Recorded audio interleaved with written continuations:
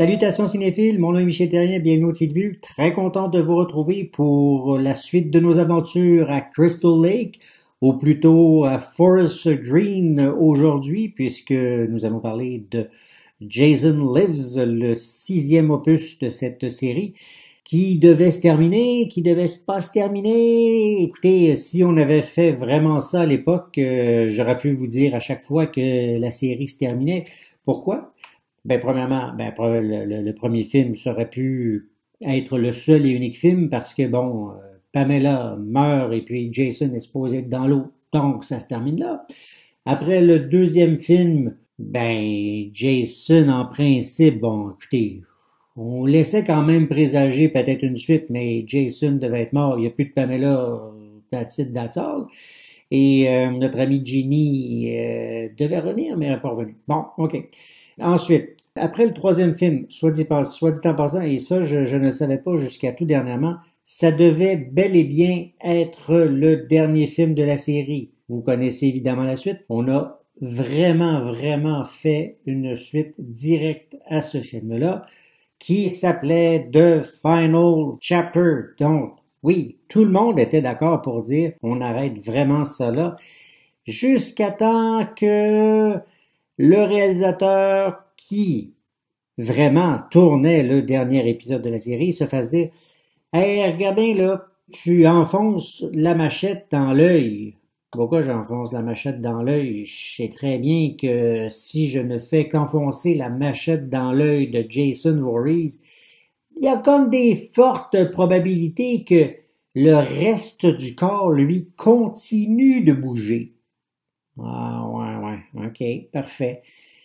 Mais finalement, il est comme peut-être vraiment mort parce que quand on poursuit les aventures, Jason n'est plus là. Non, il n'est plus là. On décide d'arrêter le tout, de faire un petit peu comme on a fait avec Halloween, un épisode à part, en conservant quand même les personnages. La seule différence, c'est qu'on conserve les personnages. Tommy Jarvis est encore là. Encore là, ouais. Petit deux, trois mots, il est encore là. Après ça, là, il y a un problème, parce que là, il y a des gens qui l'ont aimé le film, mais il y a bien des gens qui ne l'ont pas aimé le film aussi.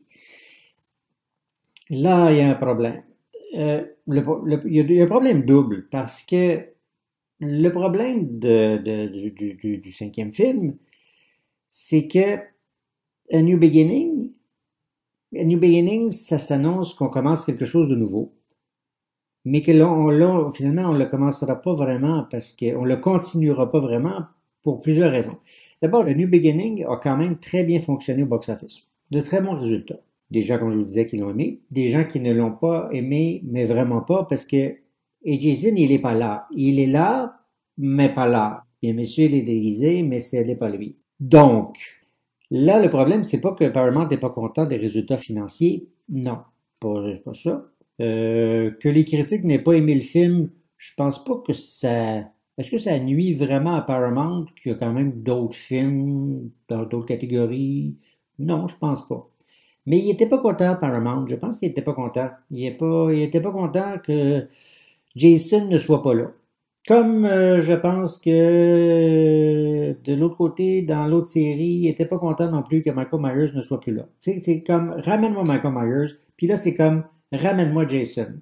Fait que Frank Mancuso, qui était un très jeune producteur à ce moment-là, a eu le message très clair de Paramount, qui a eu j'allais dire c'est pas un texto dans ce temps-là, c'était peut-être un fax, probablement c'était un fax, ou peut-être carrément un coup de téléphone, puis c'était vraiment un coup de téléphone, un gros téléphone, qui lui disait, écoute mon Frank, nous on est prêt à investir, mais ramène-nous Jason, s'il vous plaît, on veut avoir la vraie patente, le vrai masque, le vrai gros monsieur, puis on veut qu'il ressorte sa machette de ses tiroirs, s'il vous plaît, c'est ça qu'on veut, c'est ça que les gens veulent. Pas de problème, dans ce monde-là, tout est possible. La seule affaire dans ces affaires-là, évidemment, jusqu'à présent, je sais pas si vous avez remarqué, mais pas grand monde qui revient. Hein? Il n'y a pas grand monde qui revient. Il y a Alice qui est revenue un petit genre de 5 minutes, qui devait rester tout le film, mais on sait qu'est-ce qui est arrivé. Ginny devait revenir, mais Ginny ben, la comédienne, ça ne tentait pas de revenir, quoique elle a quand même participé à un film de la gang de Mancuso, April Fool's Day, dans ces années-là. Je pense d'abord dans les mêmes années, dans les mêmes eaux. Mais on n'a jamais voulu refaire de film Friday 13. Puis toutes les filles qui survivent dans ces films-là, tu sais, comme ils vont pas bien, mais on les revoit plus. Pour les survivants, on les revoit pas. À part Tommy Jarvis. Et Tommy Jarvis, ben vous le savez, évidemment, survit du 4 au 5. Dans le 5, il survit plus ou moins. Son mental survit pas tellement. Mais quand il revient dans le 6, tabarouette, le gars est allumé, man. Vraiment allumé, là. Et là, il y a une mission. Et là, on change complètement d'univers. Complètement d'univers. On fait appel à un réalisateur, Tom McLaughlin. Tom, lui, il n'a jamais fait de film d'horreur. Tom, jamais fait de ça de sa vie. Là, si tu dis, OK, ce gars-là n'a jamais fait ça de sa vie, et ce gars-là, il vient de l'école de l'humour, pas l'école de l'humour du Québec, là, mais c'est un gars qui fait de l'humour, qui a fait du mime. Bon, peut-être que, tu sais, un gars qui fait du mime, mais bon, faire Jason, là, mais non, il est vraiment pas dans cet univers-là. Soit dit en passant, et là, vous allez dire, bon, OK, c'est pourquoi ce gars-là fait de... Il y a deux choses qui sont très difficiles à faire dans le cinéma. Vous allez dire, ah oui, faire brailler le Titanic. Non, non, non, ça, c'est pas ça qui est difficile à faire dans le cinéma. Le plus difficile à faire au cinéma, c'est de la comédie et du film d'horreur. Pourquoi? Ben, faire rire le monde, c'est pas évident. Vous allez dire, hey, il va y avoir une bonne comédie, là, mais tu sais, vraiment pour rire, là, tu sais, dire, j'ai ri aux larmes, tu sais, des petites comédies poches, là, tu peux dire, OK, j'ai vu une comédie, puis bon, c'était divertissant, mais une vraie bonne comédie, là, il y en a pas tant que ça. Puis des films d'horreur, c'est la même chose. Un bon film d'horreur dont tu vas te souvenir, ben, c'est assez rarissime. Les Friday 13, c'est parce que c'est des films cultes. Parce que si tu prends ça à part, puis tu sais, il y a des gens qui nous ont écrit, qui nous écrivent encore, tu sais, ils disent, ah, les Friday 13, ça a mal vieilli.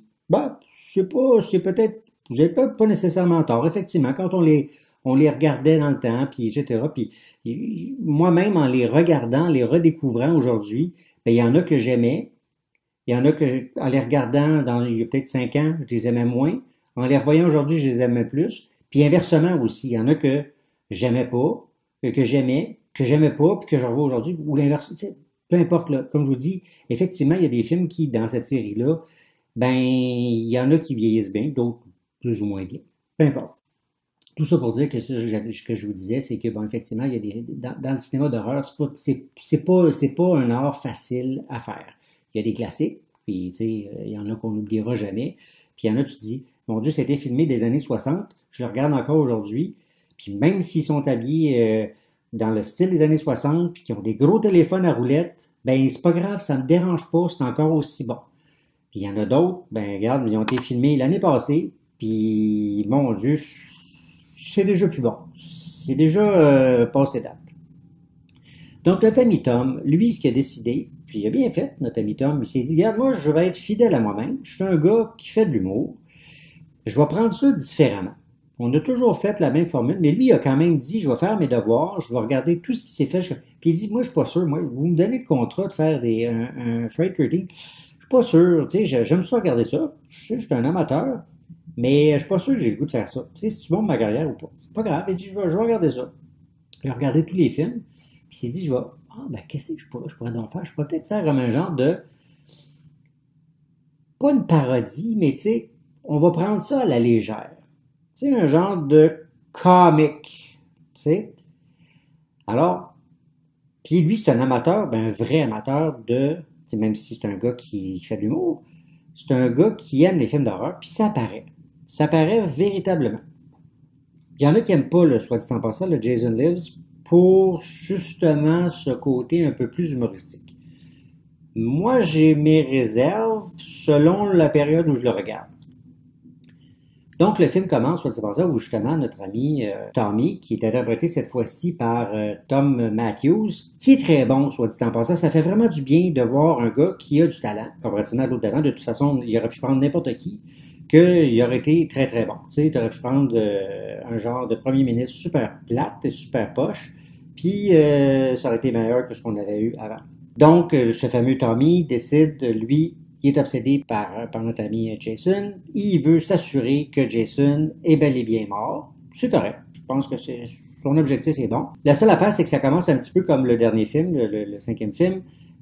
Dans le cinquième film, on se souvient, la première scène, il déterrait Jason alors qu'il y avait ça de terre. Mais là, au moins, il déterre vraiment le corps, puis il y a vraiment 6 pieds de terre.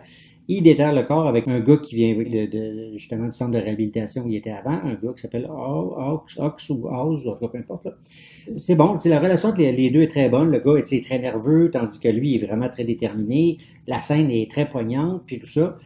Et quand il ouvre le cercueil, etc., ben, premièrement, c'est très dégueulasse. Et ça rappelle un peu Jason là-dedans. Bon, c'est le seul moment, d'ailleurs, il n'y a pas son masque, contrairement à tous les films où on voit le visage de Jason à la fin du film, là, si on le voit au début. Puis ça fait penser aux espèces de films italiens où on voit des zombies. Là. Mais c'est des zombies plus italiens que des fameux zombies un peu nord-américains. Là.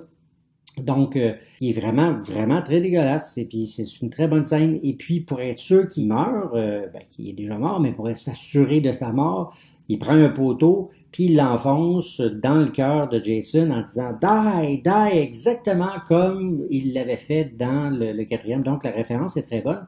Bon, évidemment, faut faire en sorte que Jason reprenne vie.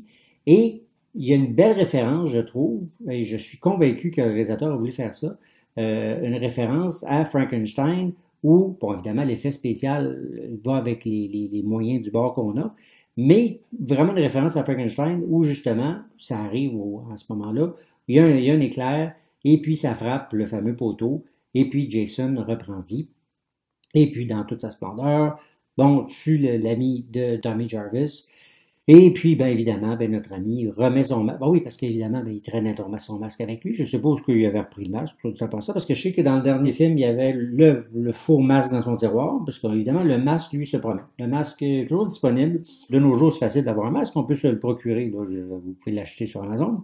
Donc, peut-être que mais dans ce temps-là, Amazon, c'était pas disponible. Je sais pas. Peut-être qu'il l'a, je sais pas, il l'a peut-être sculpté dans le bois ou peu importe.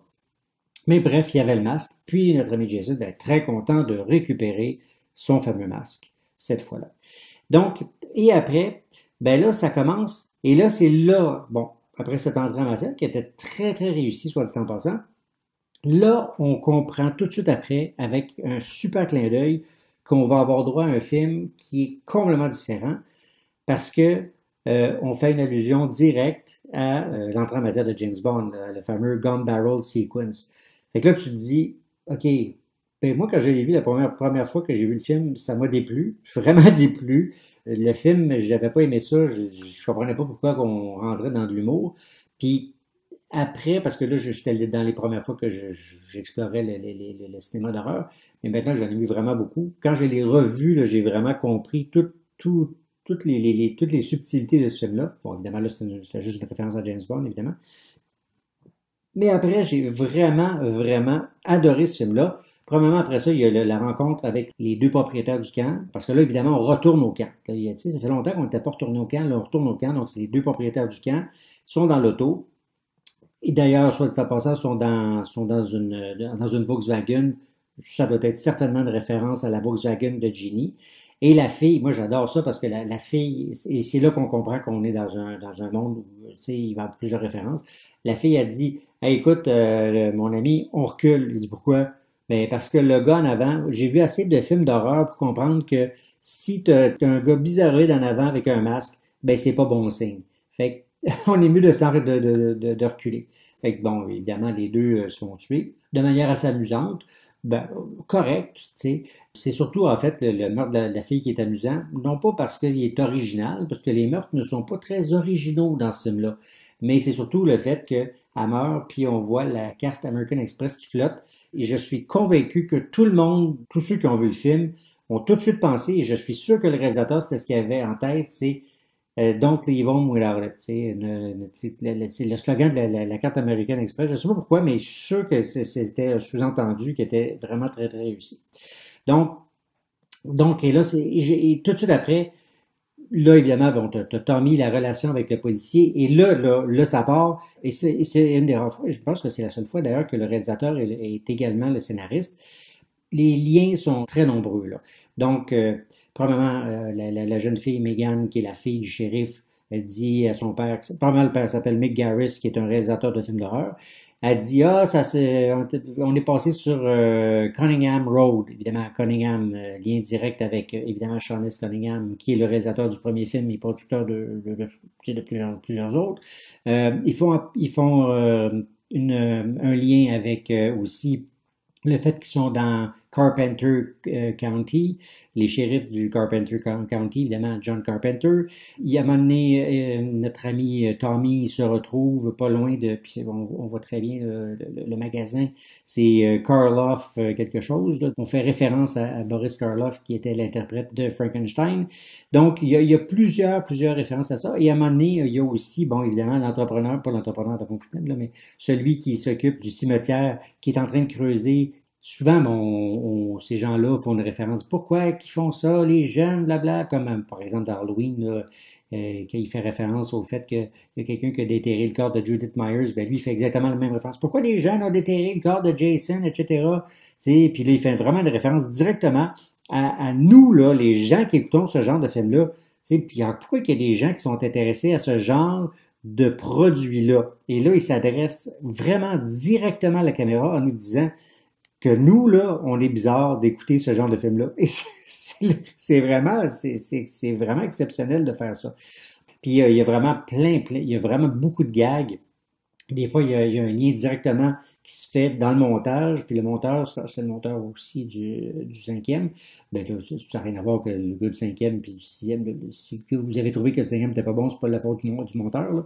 Mais le montage est fait en sorte qu'il y a souvent des gags, etc., etc. Les personnages sont pas mauvais. Tu sais, par exemple, la relation entre les moniteurs, puis c'est plate parce que les deux chefs moniteurs qui s'en venaient, qui étaient justement dans le fameux Volkswagen, ne se rendent jamais au camp. Ce qui fait en sorte qu'il y a juste comme trois moniteurs. Tu sais, il y a Kurt, il y a Cissy, puis il y a Paula. Fait que leur petite relation est vraiment le fun au début. Malheureusement, Kurt disparaît très rapidement. Puis il ne reste finalement que Cissy et Paula qui ont une relation qui est quand même bien. Mais c'est ça, Kurt, on ne le reverra plus jamais avec les filles. Puis là, c'est comme une espèce de... La trame narrative, finalement, c'est Tommy avec le policier qui vont vivre une espèce de relation genre à la Rambo, là, tu sais, où le policier le fait sortir de la ville, puis il revient, puis il se retrouve en tôle, puis il ressort, puis bon, donc, c'est vraiment la trame narrative, c'est vraiment ça. C'est vraiment le fait que ce gars-là, tout ce qu'il veut, c'est s'arranger pour que Jason meure une fois pour toutes. Puis il va être aidé par Megan, qui Megan, évidemment, le trouve bien cute. Puis effectivement, il est pas laid, le bonhomme, là, tu sais. On s'entend tous pour le dire, là, peu importe que vous soyez gars ou fille, là. Il y a plus de charisme que le gars qui était dans le cinquième, là, qui était comme tellement morose, là. Puis, ben, c'est ça que j'allais dire.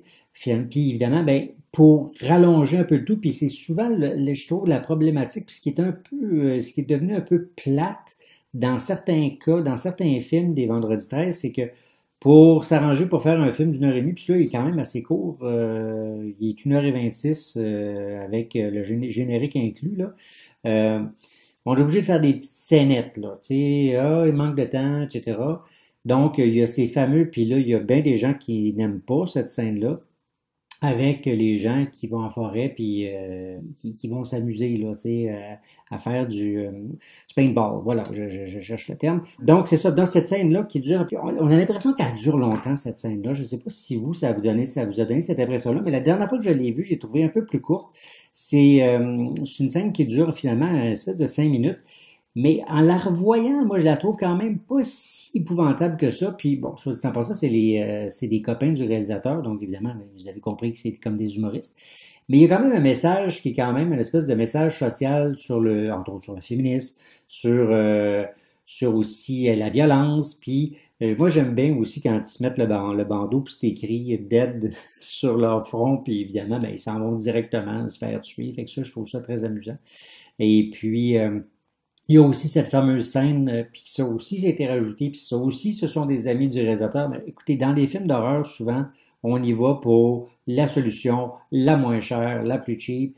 Donc, l'espèce de petits couples là, qui prennent un petit verre de vin, etc., puis qui se font embrocher là, à la shish kebab sur un scooter, ben ça aussi, ça a été rajouté pour les besoins de faire en sorte que le film soit un petit peu plus long.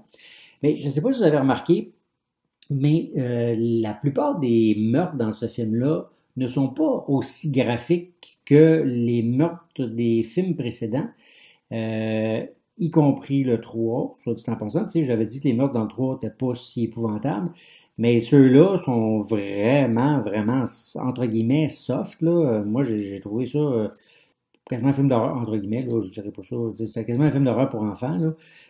Comparativement, surtout qu'on est juste de voir probablement le vendredi 13 le plus sanglant qu'on avait jamais vu, là, le cinquième épisode. C'est celui où il y a le plus de meurtres, premièrement. Disons qu'on a sorti la canisse de peinture en veux-tu, en v'là. Celui-là, là, c'est très, très soft. Vraiment, là. Ensuite, ben, justement, parlant de, tu sais, bon, nos amis de paintball qui se font tuer, il y a des trucs amusants, là, mais rien de, tu sais, de très sensationnel. Tu sais, à part le fait qu'on retrouve des morceaux à un moment donné, dans le bois, regarde. On achète ça au magasin une pièce à l'Halloween, là, des morceaux, des mangues là, tu sais, en plastique. Là, fait que c'est rien de spécial là. Notre ami Kurt, OK, là, tu sais, dans la caravane, euh, c'est sympathique. Encore là, regardez justement, là, parlant entre les deux films, entre le cinquième et le sixième. Dans le cinquième, les scènes de sexe, en veux-tu, en v'là, des scènes de bon, sexe, en tout cas, du moins, on montrait des seins, puis etc., etc. Dans ce film-là, cherchez-en pas, il y en a pas. Là, il y a une scène de sexe, oui, avec Court, puis je me souviens plus du nom de la fille, mais cette fille-là qui devait jouer d'ailleurs dans le 5, finalement, qu'on a récupéré. Mais elle est habillée, là. Elle est habillée. Et donc, la scène de meurtre est assez originale quand même, là, quand elle se fait, évidemment, rentrer dans le mur de la caravane. Mais Kurt, je ne sais pas si vous vous souvenez qu'on le voit vraiment mourir de manière exceptionnelle. Pas vraiment. Pour ce qui est de notre amie Cici, bon, elle se fait couper la tête, mais est-ce que vous la voyez vraiment se faire couper la tête? Ben, pas vraiment. Puis c'est la même chose pour Paula. Je veux dire, tout ce qu'on va voir à un moment donné, tu sais, c'est une traînée de giclée de sang dans la fenêtre. Tu sais, d'ailleurs, la seule scène de fenêtre, c'est ça, c'est Paula qui passe, tu sais, elle se fait sortir par la tête, puis la fenêtre, excusez-moi, puis elle revient, puis c'est tout. Donc, rien de vraiment spectaculaire du côté des meurtres dans ce film-là, vraiment pas. Euh, un policier qui se fait tuer, mais rien de, tu sais, wow, là, tu sais, je veux dire, est-ce que je me souviens d'un meurtre? Est-ce qu'il y a un meurtre qui va passer à l'histoire dans ce film-là? Non, pas du tout. Par contre, est-ce que je me suis amusé dans le film? Oui, oui, je me suis vraiment diverti. Et j'ai droit aussi à une finale qui est assez palpitante. Puis aussi, un fait qui est à noter, c'est que enfin un film où il y a des enfants, je veux dire, c'est un camp de vacances. Dans le premier Friday 13, bon évidemment, mais les enfants sont pas encore arrivés, ça va. Dans le deuxième, c'est un camp entre guillemets pour des animateurs adultes, pas de problème. Dans le troisième, bon, on est dans un chalet, ça va. Le quatrième, c'est une maison avec un autre chalet, effectivement. Dans le cinquième, on est dans une maison de réhabilitation. Dans le sixième, enfin, on est de retour dans un... C'est Forest Green, mais c'est le camp de Crystal Lake. Et enfin, on a le droit d'avoir des enfants. Puis, ça ajoute quand même un élément dramatique, là, assez intéressant. D'ailleurs, c'est un des seuls moments un peu de suspense, c'est puis il aurait pu être mieux exploité. Quand Jason se penche sur la petite fille, là, ça peut être assez angoissant. Donc, ce petit moment-là est quand même assez intéressant. Mais sinon, bon, regarde, moi je me suis vraiment amusé. C'est un film, je pense, qui est très différent dans la série. Puis ça fait du bien. Moi, je trouve que c'est rafraîchissant, vraiment rafraîchissant. Puis la finale est très bonne. La finale est quand même là, tu sais, à la hauteur de ce qu'on veut avoir. Et là, il y a quand même du suspense. Et je pense que ça rehausse pour ce que ça peut avoir manqué au niveau des meurtres qui je l'avais jamais réalisé parce que je m'étais toujours tellement amusé dans le film que tu sais, j'avais finalement pas porté attention au fait que, mon Dieu, les meurtres, bof, puis il y a pas tant j'ai pas peur, j'ai pas de saut, j'ai pas de, tu sais, parce qu'habituellement, ou bien il y a tu sais, il y a un peu de, comme dans, bon, autant j'ai pas, je vous l'ai déjà dit, là, j'ai pas adoré le troisième, mais il y avait quand même l'aspect qu'on avait un peu joué avec tu sais, le Michael Myers parce qu'on voyait pas trop Jason. Dans d'autres, tu sais, là, on sursaute. Dans celui-là, non, pas vraiment. Puis Jason, bizarrement, j'ai peut-être un peu moins aimé aussi le fait que, bon, j'ai adoré le début, je vous l'ai déjà dit, la manière qu'on nous le présente, il est vraiment, tu sais, horrifiant. Puis après ça, je sais pas, il a mis une espèce de caisse de bain, il a l'air d'un pois vert. Je veux dire, ça marche, tu sais, est bonne, tout ça. Puis, tu sais, comme quand il sort sur ça c'est son meilleur moment, je trouve, à Jason. Tu sais, des fois, il y a vraiment des bons moments dans les films, il y en a comme plusieurs. Dans celui-là, il n'y en a pas beaucoup. Jason n'est pas vraiment là à son top là-dedans, mais quand il sort de la caravane, puis il est sur le dessus de la caravane, je dis, yes, tu sais, le Jason, là, il est hot, là. En plus, il y a du feu, puis tout ça. Puis à part la fin où là, tu sais, il est vraiment épeurant parce que là, tu t'attends, tu te dis, bon, il va sortir de l'eau, bon, c'est son élément, là. À chaque fois qu'il est en dessous de l'eau, tu sais, comme il nous a fait peur, comme par exemple quand Sam était sur le bateau dans le quatrième, puis il va la poignarder dans dessous de l'eau. Quand il est sous l'eau, Jason, c'est pas le meilleur. Mais depuis le début, de toute façon, on a toujours peur quand il y a quelque chose en dessous de l'eau à Crystal Lake. Sérieusement, c'est probablement un des endroits qui est le plus épeurant. Donc, ça, c'est une très bonne scène, jusqu'à temps qu'il, justement, puis ça, c'est très bon, la scène avec Tommy, puis avec Megan, toute cette scène-là, jusqu'à temps qu'il coule au fond de l'eau. Et merci Tom, le réalisateur, d'avoir vraiment sorti un 5 de ta poche pour mettre la vraie pancarte de Camp Crystal Lake, Camp Blood au fond de l'eau, contrairement à la pancarte, la maudite pancarte, n'importe quoi là, qu'on a vu dans Part 2, là, que franchement, j'en revenais pas encore. Donc voilà. Donc, c'est un film c'est pas un film inégal. Il est pas inégal parce que le réalisateur a décidé vraiment son choix éditorial, c'était de faire un film qui rendait hommage à certains films, à des films d'horreur de l'époque, et d'y aller avec un côté, tu sais, plus, entre guillemets, humoristique. Et pour ça, c'est réussi. Il y a du suspense, tu sais, il y a des courses de voitures, il y a tout ça, tu sais, on ne s'ennuie vraiment pas avec ce film-là. Euh, mais est-ce que c'est un film d'horreur comme on les a eus depuis le début avec les Friday 13? Non, non.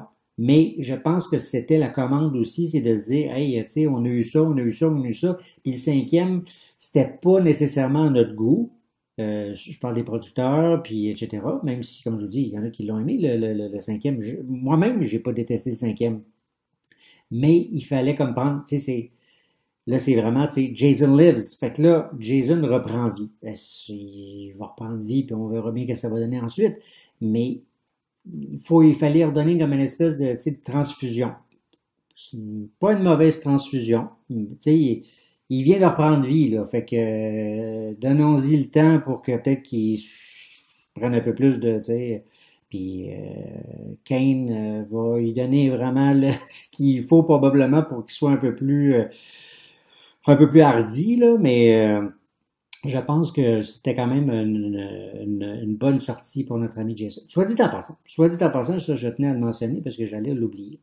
Euh, on a souvent dit, on a souvent mentionné que, ah mon Dieu, c'est exceptionnel, quel film fantastique, Scream, là, c'est tellement drôle, on a tellement ri avec toutes les mentions, puis tout ça.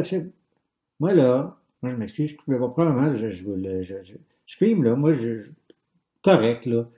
Je les ai regardés une fois, mais je suis pas un grand amateur de cette série-là. Je trouve ça divertissant, mais c'est pas ma série préférée. Et pour avoir vu ce film-là, pour avoir vu Jason Lives avant, j'ai dit, ben voyons, c'est parce que c'est comme vous avez rien inventé, là. Ça, là, je disais, vous avez comme, je dis pas que Kevin Williamson a pas apporté son lot de, tu sais, de nouveautés. Mais ce que j'ai su, et c'est absolument vrai, c'est que Kevin Williamson, il l'a vu, ça. Ben, c'est sûr qu'il l'a vu. Kevin Williamson, c'est un amateur de films d'horreur. Et il l'a déjà dit, il a déjà mentionné que pour faire Scream, ben, il s'est largement inspiré de ce film-là, Friday the 13th, Part 6, Jason Lives. ça l'a inspiré pour faire AC Dawson's Creek et surtout pour faire sa série Scream. Parce que effectivement, toutes les mentions qui sont faites dans ce film, dans Jason Lives, ben, il les reprend un petit peu, là, si vous regardez Scream, là, c'est à peu près ce genre de gag-là qu'on fait. Donc, évidemment, il les pousse davantage. Mais je peux vous dire que Tom McFarlane, ben, il avait déjà amorcé le virage. Parce que, écoutez bien le film, vous allez voir qu'il y a beaucoup de références, beaucoup de références. Bref, voilà. Évidemment, il faut que je termine le tout en vous donnant mes différentes notes. Donc, pour le scénario, ben écoutez, moi, je trouve que c'est probablement un des meilleurs scénarios. Évidemment, je me souviens plus combien j'ai donné pour le film original, parce qu'évidemment, c'était le film original. Mais pour celui-là, je ne peux pas faire autrement que de donner un 8 sur 10. C'est vraiment un très bon scénario. Pour les personnages, bon, il y a des très bons personnages. C'est juste dommage que certains n'ont pas été aussi bien exploités. Bon, premièrement, Tommy, je peux dire chapeau, parce que on lui a donné du texte, plus que 24 mots, comparativement au dernier film. Megan, c'est un très bon personnage parce que, contrairement aux filles blondes de tous les autres films, on lui a donné du corps à cette fille-là. Puis j'ai rien contre les filles, tu sais, qui sont un peu, entre guillemets, tu sais, les bonasses, là, tu sais, qui sont un peu naïves, là, qu'on a vu dans les autres films, puis qu'on voit aussi dans les autres genres de films d'horreur, qui sont pas des niaiseuses, j'ai jamais dit ça, qui sont pas bonasses et naïves. Tu sais, naïf, ça veut pas dire être niaiseux. Ça veut juste dire que euh, t'es, t'es comme, tu vois la vie d'un autre œil, mais t'as comme une espèce de, la naïveté, c'est comme, c'est être candide dans le fond. Tu sais, c'est donc, t'es comme, tu vois la vie, mais peut-être plus en rose. Puis là, malheureusement, ben, il y a du noir qui arrive, ce qui fait en sorte, ben, que, bon, bref, tout ça pour dire que cette fille-là, Megan, elle, est pas du tout le type de voir la vie en rose. Au contraire, elle confronte son père, elle prend le taureau par les cornes, elle dit à Tommy, eh ben là, c'est moi qui conduis le char, c'est pas toi qui vas prendre la décision, je prends la décision, je m'en viens avec toi, puis je vais combattre Jason jusqu'à la fin. Fait que ça, j'aime ça, un genre de fille de même. Tu sais, un genre de... Là, je vais faire une référence avec une très vieille comédienne, Barbara Stanwyck, là, que peut-être certains connaissent, là, mais des comédiennes qui ont de l'étoffe, là, tu sais, qui pas des genres de gens qui suivent la parade ou tu sais qui vont avoir finalement tu sais le bon réflexe, mais beaucoup plus tard, qui vont se défendre finalement parce que tu sais ça va parce qu'ils sont très gentils. Non, c'est pas une méchante, au contraire, pas une fille méchante, mais c'est une fille qui tu sais, qui a du guts. Donc moi j'aime beaucoup ce genre de personnage-là dans un film comme celui-là. Puis il y a d'autres personnages qui sont très bons aussi, tu sais, bon, l'assistant de shérif, il est drôle. Le shérif lui-même, puis bizarrement, c'est drôle parce que quand je le vois, le shérif, il me fait toujours penser à John Carpenter. Jeune, là, physiquement, il me fait penser à John Carpenter. Un genre de mini John Carpenter, puis le père de Kiefer Sutherland, je sais pas pourquoi son nom m'échappe, bizarrement, là, c'est pourtant, je peux pas, c'est un comédien exceptionnel, là. Donc, là, pendant que je le dis, vous êtes là, puis vous êtes en train de me dire son nom. Puis c'est épouvantable d'oublier son nom, alors que j'ai vu tellement de films avec lui. Mais bon, vous savez, vous connaissez son nom, puis vous êtes en train de me le dire. Donc, une espèce de mélange entre ces deux-là. Et puis, ensuite, bon, tu sais, comme Kurt, c'est un bon personnage, on le voit malheureusement trop peu. Sissy aussi, c'est un bon personnage. Paula aussi, puis cette relation-là aurait pu être développée davantage. Malheureusement, c'est ça, ces personnages-là, là, les animateurs, on les voit trop peu. Puis il y a des autres personnages qui sont les personnages tertiaires, ben, et ceux-là, par contre, tu sais, qui ont été comme rajoutés, là, tu sais, pour boucher les trous, là, le polyphylla, ben, ceux-là, malheureusement, je trouve que trop peu exploités. Trop peu exploités. Fait que, mais quand même, malgré tout, je vais donner un bon 7 sur 10 pour les personnages qui sont très bons. Les meurtres. Les meurtres, ben, je l'ai dit. Très décevant pour les meurtres. C'est comme, on les a mis là parce qu'on doit avoir des meurtres dans un film de Friday 13. C'est un genre de, comme je vous dis, c'est un genre de Jason PG-13 qu'on a fait. Contrairement au dernier qu'on avait eu qui était vraiment là, too much. Celui-là, il y en a, too little. Tu sais, si on avait à le faire, là, c'est trop peu, trop tard, là. Mais il y en a, mais pas assez. Tu sais, ce que je donne 3, 4, là, 4 pour la forme, mais il y en a vraiment pas beaucoup. Donc, si vous voulez voir un film d'horreur, un Jason où il y a vraiment beaucoup de meurtres, ben, ne le regardez pas celui-là.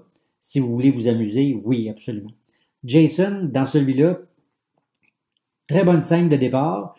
Mais sinon, il fait juste comme il avance dans la forêt. Il avance d'un côté, puis il fait juste avancer vite. Puis il est pas très dynamique, pas très créatif. Je vais lui donner un 5 à notre ami Jason Le Bois Vert.